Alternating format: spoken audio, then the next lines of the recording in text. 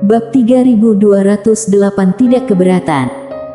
Tidak bisa disangkal, tindakan Kuil Sein kali ini benar-benar mengguncang pemahaman Mileye tentang kekurangan moral. Mereka berjanji untuk bertarung satu lawan satu persatu. Apakah pertarungan satu lawan satu dari Kuil Sein itu berubah menjadi pertempuran massal? Tidak bisa dipungkiri, dia sangat marah. Tetua berambut putih melemparkan pandangan pada Mileye, "Kamu telah menguasai kitab semesta." Mileye terdiam. Kekuatan orang tua berambut putih di hadapannya sepertinya adalah apa yang disebut pemimpin istana sebelumnya, yaitu seorang yang pertama. Tingkatan tertinggi yang diketahui saat ini. Setelah beberapa gerakan.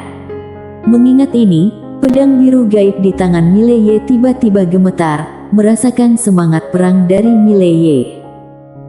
Melihat semangat pertempuran dari Mileye, orang tua berambut putih tanpa ekspresi, "Apakah kamu akan bertarung denganku?" Mileye tersenyum sinis, "Ya." Setelah berkata demikian, dia langsung berlari menuju orang tua berambut putih. Seketika, sejurus kilauan pedang menyapu lapangan. Orang tua berambut putih menatap dingin Mileye dan sekejap kemudian, dia tiba-tiba melangkah maju dan melepaskan pukulan. Dentuman. Pukulan ini menyebabkan segala sesuatu di sekitarnya berubah menjadi abu dalam sekejap. Dan setelah mencapai orang tua berambut putih, Mileye juga terpental hingga puluhan ribu kaki. Setelah berhenti, darah mulai mengalir perlahan dari sudut mulut Mileye. Orang tua berambut putih menatap Mileye, "Kamu terlalu nekat." Namun, senyum sinis terpampang di wajah Mileye, "Coba lagi." Setelah berkata demikian, dia tiba-tiba menghilang dari tempatnya. Di tengah medan pertempuran, cahaya pedang berkilauan melintas. Tiba-tiba, orang tua berambut putih menunjuk ke depan, langsung menunjuk ke ujung pedang Mileye. Dentuman. Pedang biru gaib milik Mileye bergetar hebat, sekali lagi terpental, terbang jauh puluhan ribu kaki. Setelah berhenti, ketika Mileye hendak menyerang lagi, orang tua berambut putih tiba-tiba melangkah maju, siap untuk bertarung. Tapi pada saat itu, Mileye di kejauhan tiba-tiba mengangkat kepala, kekuatan semesta seperti air pasang mengalir ke pedang biru gaib di tangannya. Pada saat berikutnya, dia tiba-tiba meluncur maju, memotong dengan pedang. Sebuah serangan penuh tenaga. Dalam serangan ini, dia menggunakan semua kekuatan yang dapat digunakan.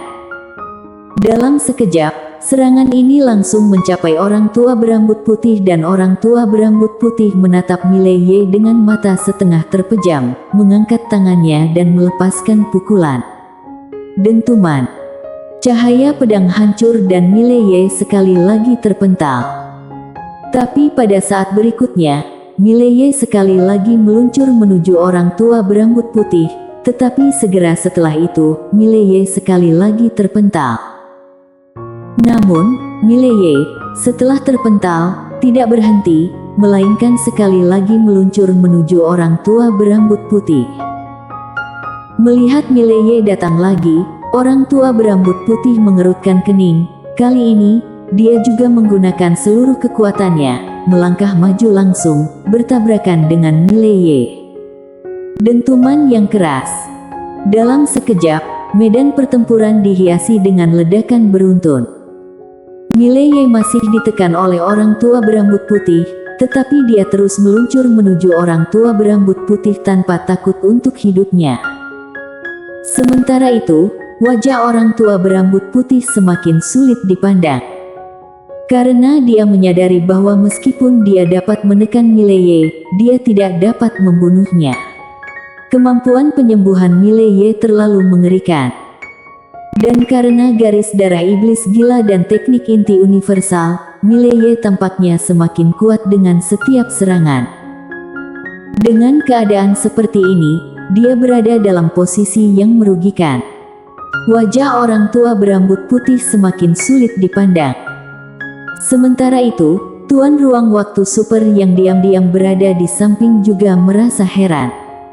Dia harus mengakui bahwa kekuatan Tuan Muda Ye ini benar-benar menakutkan. Sebelumnya, dia sebenarnya tidak memperhitungkan kekuatan Mile Ye, dia hanya menghormatinya karena kedua adik perempuannya.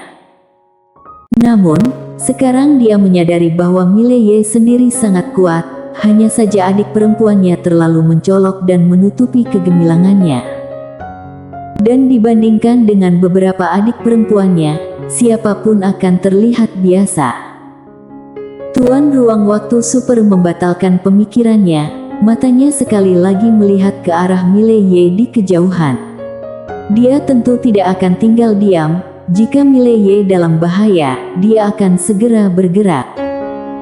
Bermain-main, jika ada sesuatu yang terjadi pada Mile Ye di Tuan Ruang Waktu Super, dia tidak akan bisa menghadapinya. Oleh karena itu, dia selalu siap untuk bertindak. Di kejauhan, meskipun Mile Ye tertekan oleh orang tua berambut putih, dia tetap sangat gigih, terus meluncur menuju orang tua berambut putih berulang kali. Pada saat ini, Mile Ye sudah benar-benar gila.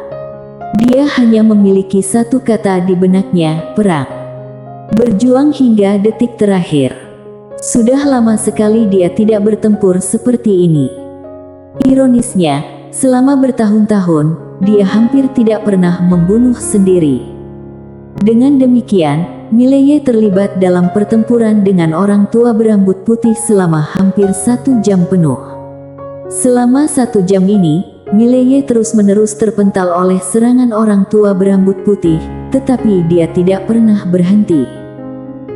Selama pertempuran, mata Mile Ye berubah merah dan pada saat ini, darah iblis gila dalam dirinya sepenuhnya terbangun. Secara perlahan, kejernihan pikirannya mulai menghilang. Sementara itu, wajah orang tua berambut putih semakin sulit dipandang. Dia tahu bahwa dia tidak bisa terus menunda. Oleh karena itu, tiba-tiba orang tua berambut putih melompat ke belakang. Dia mengangkat tangan kanannya sedikit, membisikkan mantra dan pada saat berikutnya, ruang waktu di sekitarnya tiba-tiba berdistorsi dengan cara yang aneh. Secara perlahan, dia langsung keluar dari ruang waktu super dan akhirnya, dia bahkan muncul di dalam ruang waktu di dunia kegelapan.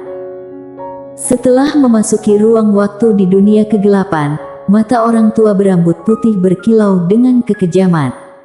Dia meletakkan kedua tangannya bersamaan, kemudian membisikkan mantra kuno dan perlahan-lahan, ruang waktu di sekitarnya mulai berdistorsi.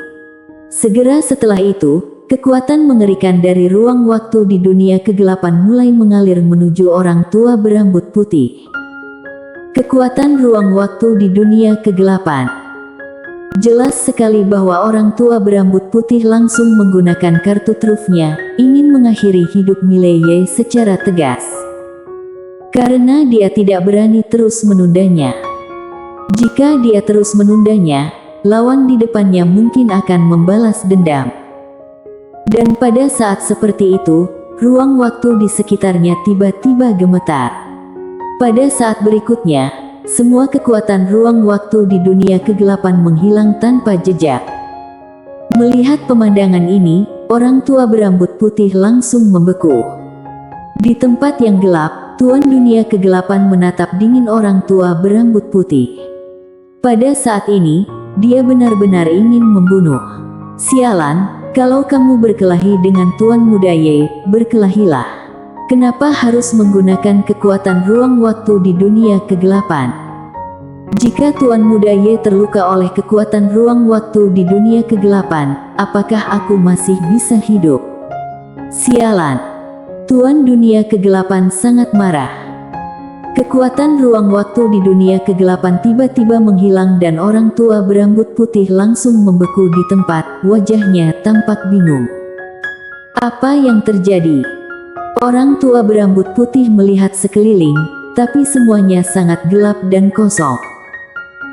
Tepat pada saat itu, dia dengan terkejut menemukan bahwa Mile Ye di kejauhan juga keluar dari ruang waktu super dan memasuki ruang waktu di dunia kegelapan.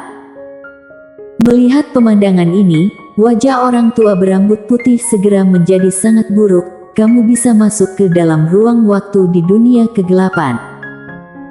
Mileye tidak bicara banyak, dia meluncur maju dan dengan tiba-tiba mengayunkan pedangnya ke arah orang tua berambut putih. Dengan satu ayunan pedang ini, wajah orang tua berambut putih langsung berubah drastis, karena dia menyadari bahwa kekuatan pedang Mileye sekali lagi meningkat. Dengan mata yang bersinar kejam, orang tua berambut putih langsung menyerang Mileye. Dentuman. Tiba-tiba, kekuatan mengerikan meletus dari ruang waktu di dunia kegelapan. Dalam sekejap, gelombang kejut ruang waktu yang menakutkan meluas ke segala arah.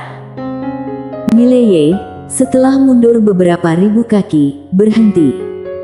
Di kejauhan, orang tua berambut putih menatap tajam Mileye. Mengapa kekuatan ruang waktu di dunia kegelapan tiba-tiba menghilang?